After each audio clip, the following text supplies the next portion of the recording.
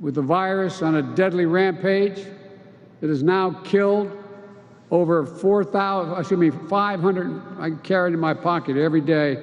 I have the list of exactly how many have died. I really mean that. It didn't pass by a whole lot, but with the leadership of Connor and Bobby and the mayor, you got it done. Our roads, our bridges, our airports. I just left your airport. The director of the airport said we're about to renovate the airport. Is that right, Mr. County Executive? We're going to renovate. We're going to employ thousands of people. We're going to provide tax incentives and point-of-sale rebates to help all American families afford clean vehicles of the future. We're going to make sure, as the executive order I signed early on, that we buy American. That means investing in American-based companies and American workers. Not a contract will go out that I control that will not go to a company that is an American company with American products all the way down the line and American workers.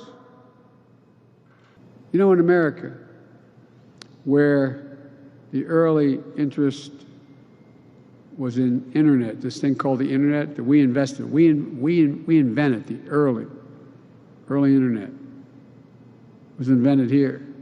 Even before the pandemic, millions of working families faced enormous financial and personal strain, or family members with disability. You got a child at home, you can't stay home from work to take care of that child unless you lose, the child's at risk or you lose your job. For too long, caregivers who are disproportionately women and women of color and immigrants. This plan, along with the American Families Plan, changes that. Critics say we shouldn't spend this money. They ask, what do we get out of it? Well, they said the same thing when we first flew into space for the first time. They said the same thing.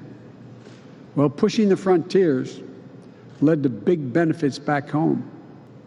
We just have to imagine again. I had a long discussion with Xi Jinping, leader of China, and he called to congratulate me. We spent 2 hours on the phone. And he said, and I was astonished, my national security team and the China experts who were on the line, he said, you've always said, Mr. President, that you can define America in one word: possibilities. Imagine knowing that you are handing your children and grandchildren a country that will lead the world in producing clean energy technology and will need to address one of the biggest threats of our time. That's what we'll do. In 50 years, people are going to look back and say, this was the moment that America won the future. What I'm proposing is a one-time capital investment of roughly $2 trillion in America's future, spread largely over 8 years. It will generate historic job growth, historic economic growth. What's more, it heightens our vulnerability to and attracts our adversaries to compete in ways that they haven't up to now. And our adversaries are worried about us building this critical infrastructure. So how do we pay for it? I spoke to the majority leader, I guess he's no longer the majority leader. He has been for a long time.